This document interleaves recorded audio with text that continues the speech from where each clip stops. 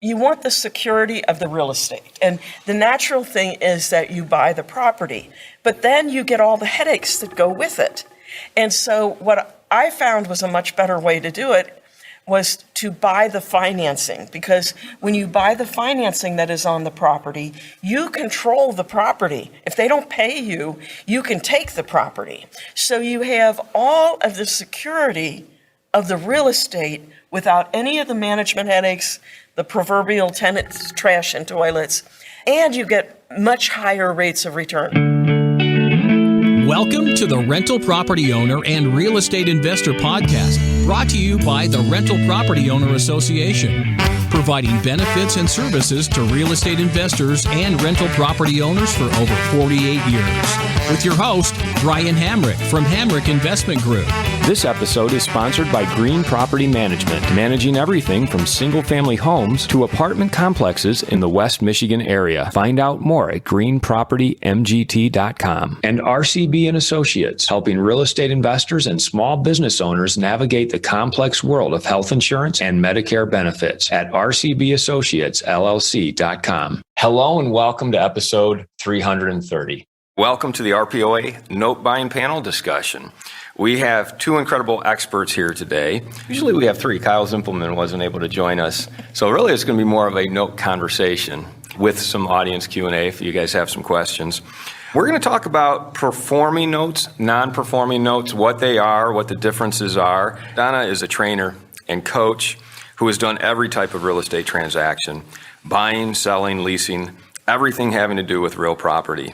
She's also done every type of note deal, whether it be performing, non-performing, seller financed, or anything in between. And she will tell you hands down that she prefers paper over property any day of the week. Donna will also be a featured speaker this morning, just after 10 a.m., and you definitely do not want to miss that. Gene Chandler has 48 years of real estate investing experience, and he is the asset manager for Chandler and Chandler Financial, which specializes in buying one-off and large and small pools of distressed assets directly from the banks, hedge funds, and private equity groups. Gene currently asset manages over $3.5 million in performing and non-performing notes. And full disclosure, Gene and I, we've done many notes together, so I'm going to be part of the conversation as well here this morning. We've definitely experienced a few losses, but we've definitely experienced quite a few Grand Slam home runs as well, so we'll be sharing some of those stories. All right, thanks for being here. Donna, I know your emphasis right now is on performing notes. That's what your package is about. There's a lot of risk mitigation with performing notes. Explain what that is, buying the note so that the people who maybe aren't familiar with notes at all understand what notes are and why you focus on the performing notes. I do want to be clear that I, for years, did non-performing. Okay, so what you want to do is you want to be able to go with the market. And it was actually right after 9/11, the market turned, and there was a ton of non-performing notes. And at that time, I introduced buying individual notes from the bank. I would call like I was doing a short sale and convince the loss mitigation officer to sell the note. So that opened up doors for people to just buy notes directly from the bank. But to be honest with you, I don't like the non-performing notes. I had done the seller, I started out doing seller finance notes, performing notes where people are making their payments. And I just love that. It comes natural to me and I love it.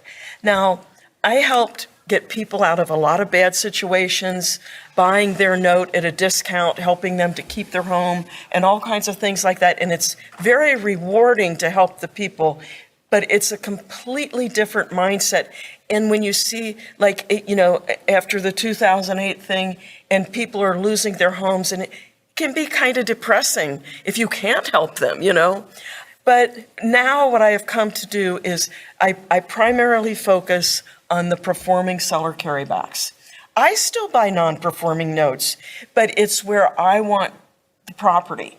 So if somebody will send me a little pool, and I'll cherry pick and I'll take the properties that are in my area where I want to acquire the property. I'll buy the note and I'll negotiate and get a deed. And I've gotten rentals like that. So I still buy non-performing notes, but just because the performing mortgages are more prevalent right now, that's what I'm focusing on now. I do have a whole day of non-performing presentations, and I've got all your forms and everything for non-performing.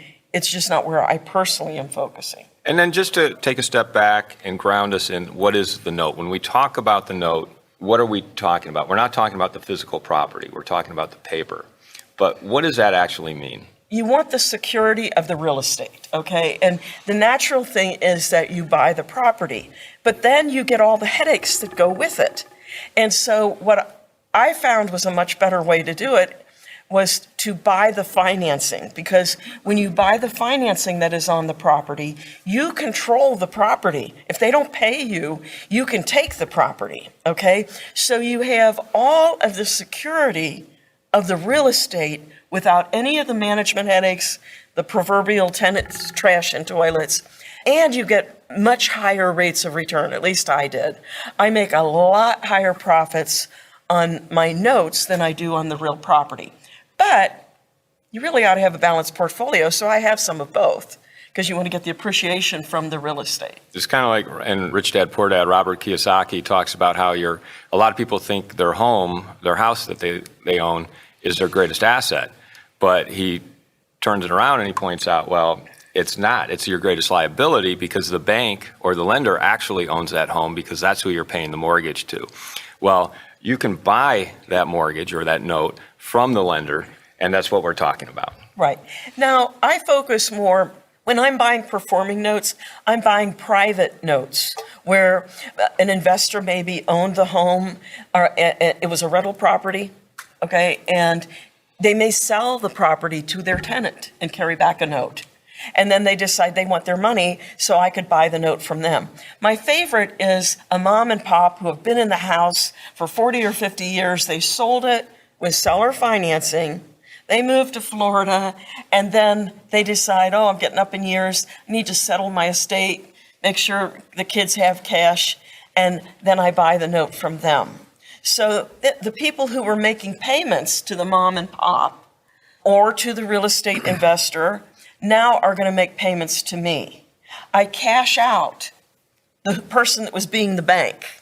I cash them out. They take their money, they run, and now the person who owns the house just makes their payments to me. Yeah, we just did something like that in Maine, where we took and bought a note at a great discount because the mom and pop hated the guy they put in there. They just didn't like him. He was a lot of problems. And so we paid, I think it was a $30,000 note. We paid $7,000 for it. Yeah, something like That's that. a good deal. Yeah. Yeah. And that was a performing note, too. And it was a performing note. But they just hated the guy. It's okay. So we told them they wanted X amount, and and I said, well, we'll do this, but we'll cash out, and this is what we got to do. Yeah, so we bought that in Maine. So we bought and we don't have to manage the property. Now, we have to manage the paper and the payments and things like that, but we don't have to manage the property. So we can buy in a number of different states. Gene, we buy, and I know you buy, and when I say we, Gene and I buy a lot of notes together.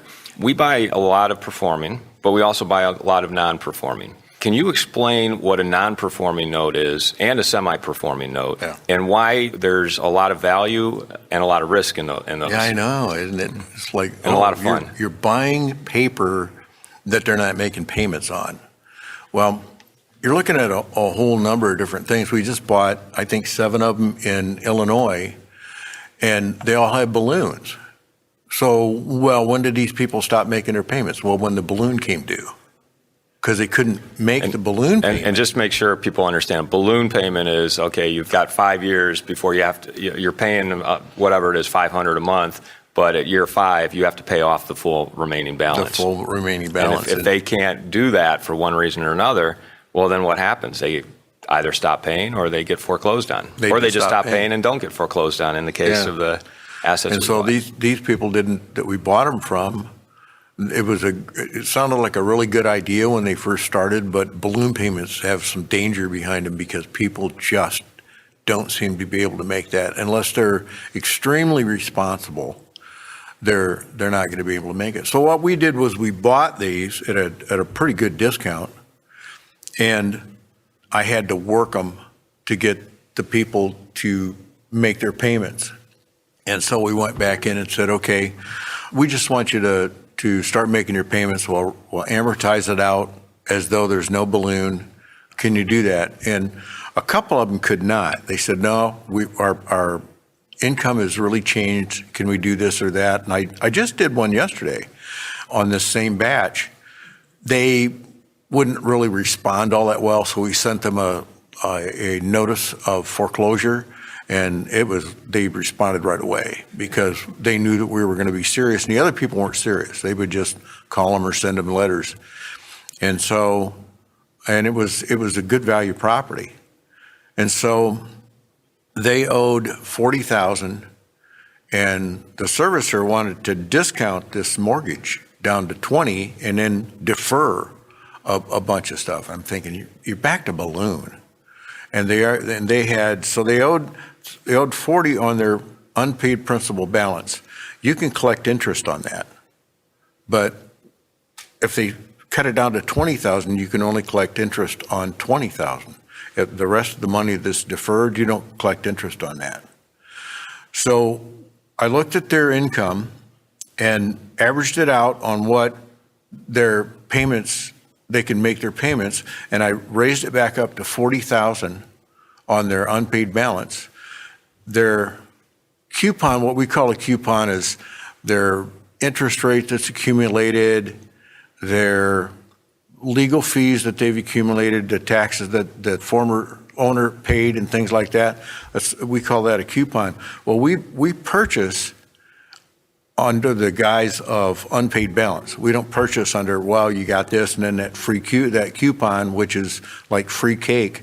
And the coupon would be like It's fees and penalties, legal costs. The fees and maybe they hadn't paid payments for 2 years, so there's a lot of interest that's accumulated. That's part of the coupon. You could forgive a lot of that stuff. So they said, well, what if we cut this deal and we give you $2,500 down? I looked everything up and I thought, well, we got $17,000 in this note.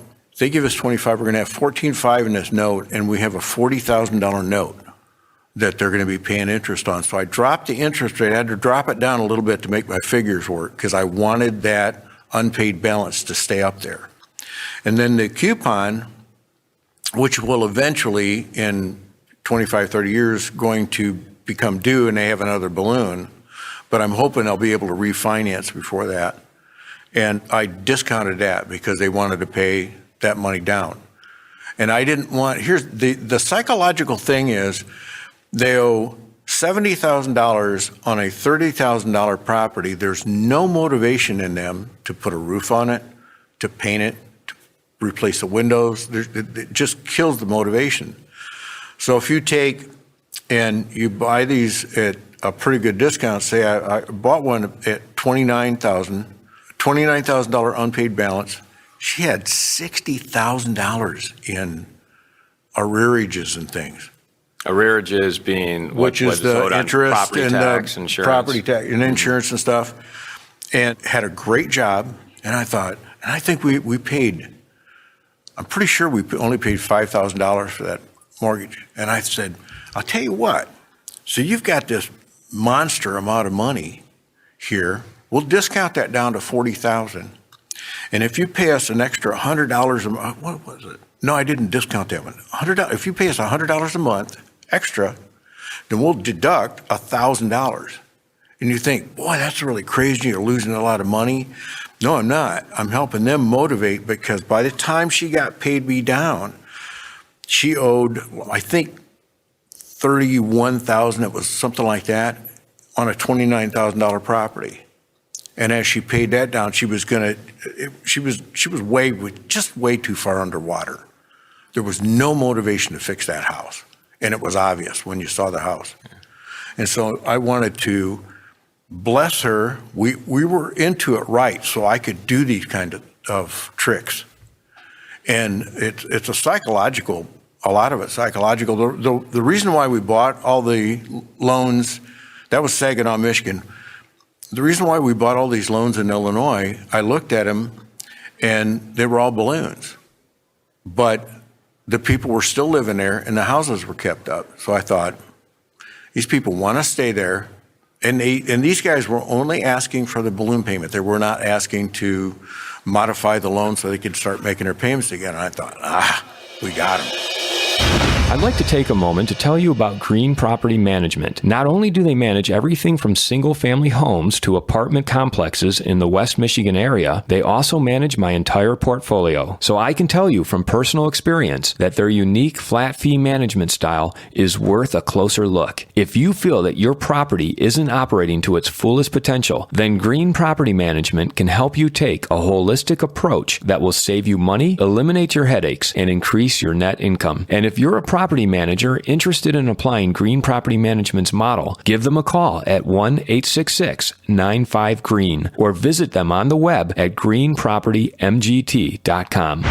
If you're thinking of leaving your W-2 job and becoming a full-time real estate investor, one of the greatest costs you must consider is healthcare for you and your family. When I made this transition myself, I found the whole healthcare insurance process to be confusing and frustrating. That's why I'm glad I met Chad Creasy at RCB and Associates. Chad is a professional health insurance agent who helps real estate investors and small business owners understand and choose their best healthcare options. And best of all, his services are covered by the insurance company and won't cost you a dime. If you live in Michigan and are expecting a change in your healthcare insurance coverage for any reason, or losing employer coverage or transitioning into Medicare, then you owe it to yourself to contact Chad Creasy at rcbassociatesllc.com. I want to go to Donna here and talk about the psychological aspect that you just brought up. Because when we're buying non-performing notes, Donna, there's a lot of psychological profiling. Like, what are these homeowners or borrowers thinking, and what may have led to them to stop paying and become non-performing? I'm wondering, when you're buying performing notes, do you do that same type of psychological profiling, or is it more just, I like the location, the underlying asset, and the numbers, and I'm going to buy it? I mean, what's your thought process when you're buying? The first thing I look at is the security. I want to make sure that there's plenty of equity in the property. And then I look at what are the terms of the note, and can I buy it at a nice rate of return? And then I look at the borrower, which is what you're talking about. And we always do a borrower's interview before I buy the note. And one of the key things, it's one of the easiest things to get amazing rates of return on buying seller carrybacks is if the borrower pays off early. So that's the big thing that I'm looking for, because I can buy at a discount, and when they pay off early, the rate of return can go sky high. The larger the discount you get, if they pay off early, the larger your ultimate profit would be. Can you give us an example of that? Like, just in numbers, like if you buy it at this price and they owe this much and it gets paid off? Got one on my slide that I'm going to show at 10. Okay. Definitely listen to me at 10. So I had a fellow that bought the note from, my investor bought the note from me. And he bought it at, I'm going from memory, so if I'm off a little bit, you'll see on my slides. But I sold it to him at a 17% return. So if these people had just paid as agreed, he'd be making 17%. And he helped them to refinance in 3 months. And he had bought, he paid $95,000 for a $125,000 note. Okay? And that was a 17% return. And he got them to refinance 3 months later, and his rate of return was over 95%. I mean, that was a sweet deal.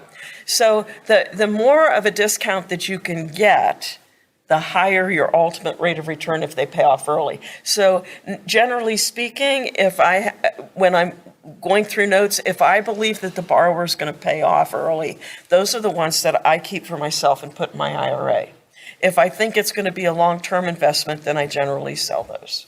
Well, let's make sure people understand the different profit centers. There's the interest rate you're buying, the discount you're getting on the note, and then quite often, Gene and I also look at what are we paying, not just as a percentage of the unpaid balance, but of the actual cash value of the property if we did have to foreclose.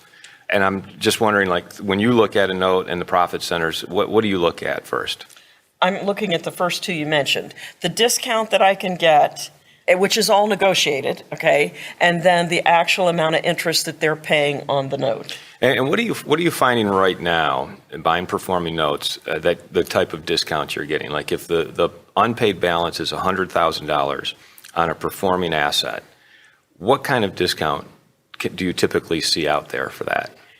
On a really nice note, about 5%, except I've noticed over the last year, they're starting to discount more again. It used to be the minimum discount was at least 10%. It was common to discount between 10 and 20%. And then everybody wanted the performing notes. They were really in demand. So if it was a good note, then they would go 5%. And even 3%, they're almost paying par. They're almost paying the full amount that's owed with no discount, which is crazy because if it does go into default, you need to cover your closing costs, your appraisal and title and stuff. And if you're paying what's owed and they pay off, even if it doesn't go into default, if they pay off a month early and you've got $1,500 in your cost to acquire it, then you could actually lose money on it. So you always want to have some discount, okay? To put it in context, if you are buying a note that has an unpaid balance of $100,000, you used to see a 10 to 20% discount, which means you would have paid $90,000 to $80,000 for that note. And that increases the return that you're getting above the interest rate that is attached to that note. But now you're seeing 5% discounts, which means you're paying 95 cents on the dollar, $95,000 for a $100,000 note. Now, Gene, we buy a lot of non-performing, and we look for a deeper discount. But tell us what we're seeing right now. Yeah, not as much as we were. I mean, we were buying stuff at 15%, but some of the ones that we just picked up, I think what would we have an average of 62% of them. Yeah, but our return on those is pretty dramatic. So, with the interest rate that they have, with everything and all the figures involved, I think we had 12 to 40% on those on a return. Yeah, He did the figures. I'll tell a quick story because this is when you lose money on a note, you're kind of limited to what you actually spent on that note. So if you spend $5,000 on a non-performing note and it's a complete loss, you lost $5,000. But when you win on a non-performing note, you can win pretty big. And we bought one, I can't remember the city in Michigan. Jackson, thank you. And I think we paid $17,000 for this note. The unpaid balance was somewhere in the $50,000-$60,000 range. So it was 30s. Is in the 30s. The unpaid balance, and this is a huge home run. Our goal is always to keep people in their homes. So we will do everything we can to reach out to the borrowers, the homeowners, and say, hey, let's modify your loan and get it performing again. But after repeated attempts to even get a hold of the borrowers, you were not able to. No, they were dark. They went dark, so they never responded. I know there's ways you have to do it, and Gene's an expert on how you contact the borrower. But I think we sent letters. Maybe there were some phone calls. There were phone calls, letters, and I sent them a burner phone with my number in it. I did. I've sent people burner phones before. I get about 50% callback. And so that's a good tip. If you're trying to get someone to contact you, mail them a burner phone. Sometimes they just think it's funny. So this guy's serious. So I'll give you the quick details on this, and then I want to get to Q&A. So we paid $17,000 for this note. The unpaid balance was $30,000. After repeated attempts, never heard from the borrowers. Went into the foreclosure process. Never heard from the borrowers. They never showed up to court to even try to keep their home. The day that we took possession of their home, Gene showed up, and it was like broom swept. Like they had just left it broom swept for Gene. Gene went to a realtor, said, what can we sell this for? And it was we listed it for $110,000. We got $110,000 for that note, and we paid $17,000 for it. No, we had an investment. I think our old investment was like 22. Yeah, so altogether, because we did put some money in to get it sale ready and paid the broker, but our return on investment on just that one asset was 575%. So that's the kind of profit you can make. And I see a question. I'm going to come out in the audience with a microphone. I'm trying to put this all together. So the home had a $30,000 mortgage note on it. You purchased it for $17,000. And then when you went to sell it, you sell it for $110,000. After foreclosure. After foreclosure. So you had your foreclosure costs, the $17,000. What happened to the $30,000 note? Or is that what you purchased for $17,000? So the $30,000 no longer matters? It just dissolves. It dissolves. Okay, that's what I was kind of wondering is, Yeah. you purchased 17,000 above the note, or is it 17,000 is what you purchased at 30,000? It was a $34,000 note, and we purchased it for $17,000. So basically it was half, so Okay. 50%. And then it was good payments, good interest rates. The initial part of it was they sent me, after 3 months, they sent me one payment. And I sent it back and said, oh, please, I can't do this unless we modify your loan. Can you send all 3 payments or let's modify the loan? It was a very nice letter. And they just took the money, never sent anything back, and just went dark all the way through foreclosure, all the way through eviction. Because a lot of times you'll have somebody in the home still, and all the way through eviction, and then we get the house and oh, wow. And we were able to sell that in just, like 3 days for $110,000. Since the note is secured by the property, can you give an example of how you lost money on a non-performing note? Because I'm not quite understanding that since it's secured by the property and you always have the option of eviction and selling just like you did in that example. Sometimes people don't pay, and sometimes and then you go through the foreclosure thing and they still don't pay, and then you're the bad guy. And we've had people, took the cabinets out, took the water heater, the pump, left the door open. A couple of years ago, it was way below zero. It was the coldest day of the year when they finished up and they left all the doors open in the place and just froze everything solid. But after stealing everything and the carpet and trashed the place. And so, yeah, we took a little bit of a bath on that one. I think we lost $4,000. It doesn't sound like horrible. I just hate to lose a nickel, but we only lost about $4,000. We'd made it up on stuff like, some of these other ones that we had. Yeah, we tend to buy large pools, so it can be anywhere from 7 assets to, we bought a pool that had 92 assets in it. And when you buy a pool of 92 assets that are primarily non-performing, there's going to be 10% that are complete garbage, that the property taxes that are owed are more than the property's worth. And there's going to be another 10% that are losers, and then you have some that you break even, but it's really that top 10 to 20% is where you make your profit. So it's a numbers game when you're buying larger pools, and you buy them knowing that some of them are complete garbage. But if you can get them reperforming, that's what our goal is, to get them reperforming. There's a lot of times that the taxes are pretty high, but you're buying in a pool and you're looking at those taxes going, maybe I can pull a rabbit out of the hat, maybe I can, maybe not. And so we've let a couple properties go because we weren't interested in paying the amount of taxes that were due. I'm curious, if you're a property owner and you're tired, you really detest tenant relations, the calls in the middle of the night, that kind of thing. Are you upping that angst by buying notes, or is it simplifying your relationships? It's absolutely simplifying it. Without a doubt. To me, buying notes is like the landlord's retirement program. Whenever you've had enough of dealing with the tenants, the trash, and the toilets, instead sell the property to the tenant, carry back a note, because as soon as you sell it to them, they're not going to call you with an overflowing toilet. You would never call your bank to complain that your water heater broke. Okay, so if you put the property into their name and you carry back the note, and now instead of making rent payments to you, they're making a mortgage payment. But at the same time, if they quit making payments, then you have the opportunity to foreclose and take the property back. And you already know it's a good property because you owned it previously. So it is a great way for landlords who are looking to retire to, instead of just selling it and then going, what am I going to do with this money?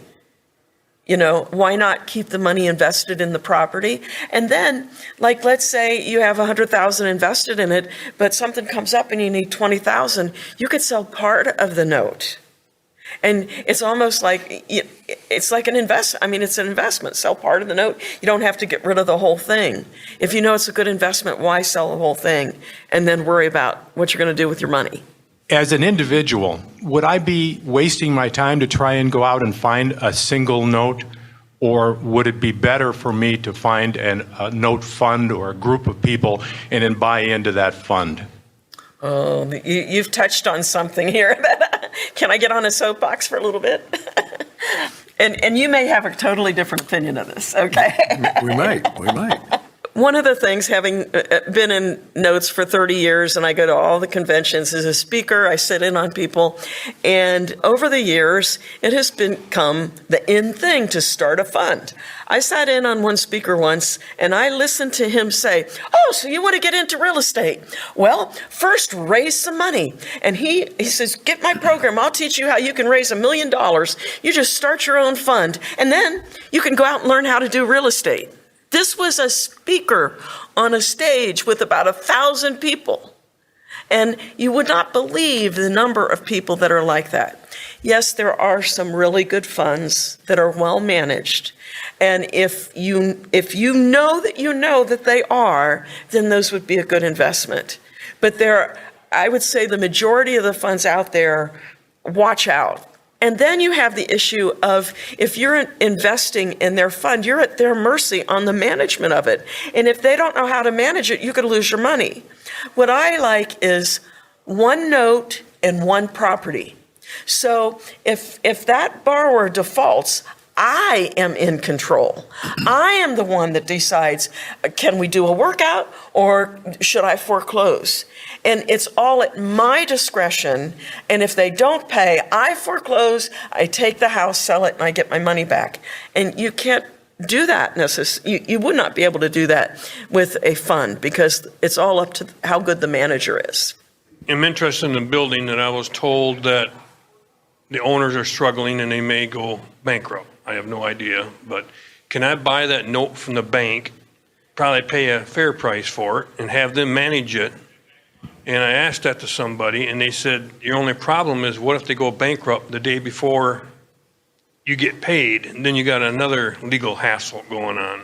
When someone files bankruptcy, it doesn't wipe you out. You have a legitimate lien on the property.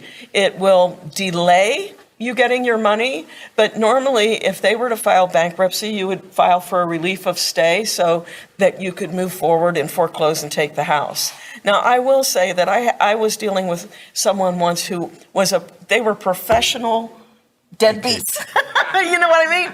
Yep, I do. And first they filed Chapter 13, and the wife would file something, then the husband would. Then it was 11, then it was 7. I mean, it was like they just kept, every time they'd get close to it, they'd switch up. And that took about 4 or 5 years. That's unusual. Normally it's, depending on where you are and what the laws are, normally it's 6 months or so. But I don't know if you were dealing, like back in 2008 or so, in Cuyahoga County in Ohio, it took 3 years just to get your foreclosure on the docket. 3 years, so. It's an industrial building, not residential. I don't know if that matters or not. The banks hate bankruptcy. They hated it. It really complicates things, especially it complicates it for the person that did the loan. So if you can come in on a white horse and bail them out and then deal with the borrowers, a lot of times the bank is pressing the borrowers for everything. They have no choice but to foreclose or but to go bankrupt, excuse me. So if you are able to buy that paper from the bank, you bail the bank out, they're happy. You might be able to go to I don't know what situation is with the borrowers, but what if you go to the borrowers and say, hey, why don't we do something with your payments, maybe even reduce the payments. You're going to buy this at a discount anyway because it's on fire. And then deal with the borrowers. It could be that is their main problem. If that's their main problem, then you just solved it. I have a friend that buys small medical facilities. I thought this was absolutely genius. She was the loss mitigation at the bank. She saw all this stuff coming through. She thought, well, forget this. I got enough money to buy one of these facilities. So she bought it at a discount from the bank because the doctors were going to have to go bankrupt. Well, they were going to have to go bankrupt because of the fact that the bank was pressing them for everything and their note was coming due. She's actually buying these, actively buying these right now. She would go where there was trouble and buy these facilities, go to the doctors, and they have their own little associations and all that, and say, okay, I'll tell you what, why don't we stretch this out for 20 years, and we're not going to, there's no note call for 20 years, not at every, 3 years or 2 years or 5 years. We're going to roll this over. Not going to do that. We're going to let you pay will that help you out? And their payments drop dramatically. And these guys are like, where do we sign? Yeah, so you can also make a lot of money in commercial notes too. I mean, if you know how to work those, and if you can solve the bank's problem, if they know that their borrower is about to go into bankruptcy, well, they want to get rid of that. When you say it's on fire, that means they want to get rid of it. And you're kind of like a bank problem solver for a lot of that stuff, aren't you? Absolutely. I mean, that's what we do. Your deal reminded me of one that I was helping a student with, and this was a commercial property, a warehouse and office, and quite a large property, and the bank was owed $190,000. And my student bought the $190,000 note for $15,000, and then he had $4,000 in attorney fees. Can you believe that? I couldn't believe that he offered it that low. Pardon? What year was that? That would have been probably about 10 years ago, something like that. So he did contact the owner. He was going through a bankruptcy, he was going through a divorce, like everything wrong was going, he wanted no part of the property. And so my student bought it and he foreclosed, he took the property back, and it was an $700,000 or $800,000 property that he got for $19,000. And divorce is really big, Yeah. by the way. If you look at the court dockets and there's divorce laying there, it's like, winner. All right, we have one last question over here, and then we have to wrap it up. Good morning. I think you answered my questions as far as where to locate the notes, but do banks generally have lists of notes that they want to sell? Or do you look for the properties that may be in distress and then approach the banks? Generally speaking, banks do not sell performing notes to private investors. Usually they package those up and they sell them to a fund. But back in the early 2000s, when the short sale was popular, and I would contact the bank and I would talk to the loss mitigation officer and I would say, hey, do you ever sell the note? And they didn't even know what that was about, okay? And I would explain to them. And the funny thing was, they say, nah. And then a week later, I'd be talking to them, and they'd say, hey, I was talking to Bill down the hall, and he said we can sell the note, And that was something they had not done before. And since then, now banks recognize that individual investors are a viable source to sell their notes to. But the key is, how do you find the notes? And so I had a very unique way to do it. Most people buy a tape, which is a spreadsheet of non-performing notes. That's normally how they buy from the bank. But what I do is I market for the distressed homeowner. Because if I send out a letter saying, hey, I understand that you're behind on your mortgage, these are hard times, I can help you, maybe I can help you, I don't promise. And so they call me, and then when I call the bank, now they have to talk to me because I'm working on behalf of their client, okay?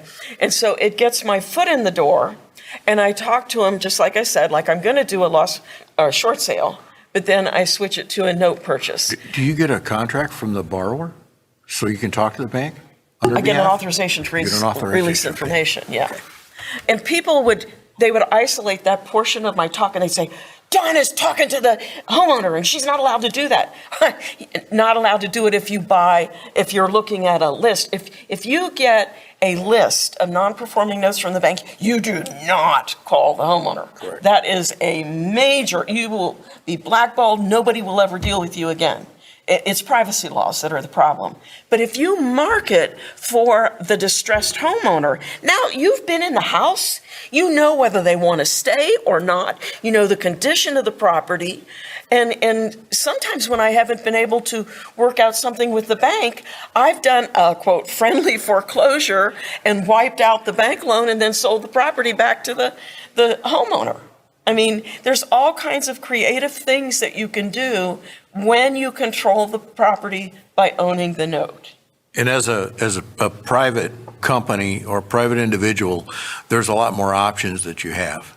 A bank has their own corporate ways that they do things, and so they've got like 3. Make your payments, we foreclose, or, make your payments, or we'll do a modification, but make your payments. And basically it's just a few options. We've got a lot of options, especially what she just said. Sometimes you can foreclose on a property. They're there. They're staying there. Foreclose on a property, and they know what you're doing because they see it because they're getting the notices. And then you sell it back to them. Now you've cleared everything else, any liens, anything like that. You've cleared that off the property, and you can sell it back to them. So, you're really in the driver's seat. You have a lot more flexibility because the lender quite often has to follow the same rules for everybody. Yeah. Whereas you have a lot more flexibility as a private company. Yeah, we do too. We do too. Mm-hmm. If they checked with Mr. Smith and Mr. Gary, and we had offered them 2 different things, then that's a problem for us. But if we offer everybody the 15 choices, then that keeps you off the radar. Yeah. I'm going to wrap it up here. There's a lot of ways to make really good money in buying performing and non-performing notes. And I can tell you firsthand, and I think you guys just did a great job of explaining that as well. But there's also a lot of rules you have to follow. And if you're not aware of the laws and the rules and the regulations, you really need the proper training, which Donna provides. And I hope you stick around to hear her speak at 10 after 10 because her training is excellent.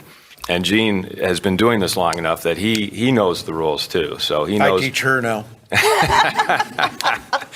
He definitely teaches me. One last thing for our podcast listeners, Donna, why don't you tell people how they can get a hold of you or find out more about your training? Okay, you could go to my website, thenotebuyer.com. That would be a good place to start. You couldn't pick a better time to get into doing notes. The last 2 years since COVID have been some of my best years making money from home. Okay, safely, staying at home, making money. People want to sell notes, they need cash now, and you really are a problem solver for them, giving them the cash. And then even if you don't have your own money, you can flip the note to an investor, and basically you're using your investor's money to buy it to begin with. And that's something I'm going to share in my talk. So whether you want to make quick cash from home, or whether you want to grow your IRA, you can buy the performing notes at a discount, and then if they pay off early, you get a huge rate of return on them. And it is a great way to build your IRA very quickly. I'm doing something a little new. I've been doing it for about 5 years, but I've just started teaching students, and that is to use an option to control the tail end of the note. And it is a great way, instead of selling the entire note to an investor where they get the windfall of an early payoff, you can use an option agreement to buy part of it back. And so if it pays off early, they get a very nice rate of return. I give them a bonus if it pays off early. So they're thrilled because they can, on a passive investment, maybe make 14, 15%, and then I can come in and make $20,000 or $30,000 with none of my own money invested in it. So once again, what's the website people should go to? It's thenotebuyer.com. Thenotebuyer.com. Thank you, Donna. Gene, how can people find out more about you or get a hold of you? You can email me at Gene, Gene, at ChandlerFin, FIN.com. ChandlerFin.com. Donna, Gene, thank you for providing so much value about notes. It's been a lot of fun. I've enjoyed this conversation. Thank you. Everybody, let's give them a warm round of applause. Thank you. I want to thank everybody for listening to this episode. I'm your host, Brian Hamrick from Hamrick Investment Group, and you can find out more about me by going to higinvestor.com. That's higinvestor.com. And you can also ask questions and join us on Facebook by going to RPOA, Rental Property Owner and Real Estate Investor Podcast. This episode was sponsored by Green Property Management, managing everything from single-family homes to apartment complexes in the West Michigan area. Find out more at greenpropertymgt.com. And RCB and Associates, helping real estate investors and small business owners navigate the complex world of health insurance and Medicare benefits at rcbassociatesllc.com. You've been listening to the Rental Property Owner and Real Estate Investor Podcast, brought to you by the Rental Property Owner Association. You can find out more at rpoaonline.org. If you enjoyed this podcast, please go to iTunes to subscribe, rate, and review.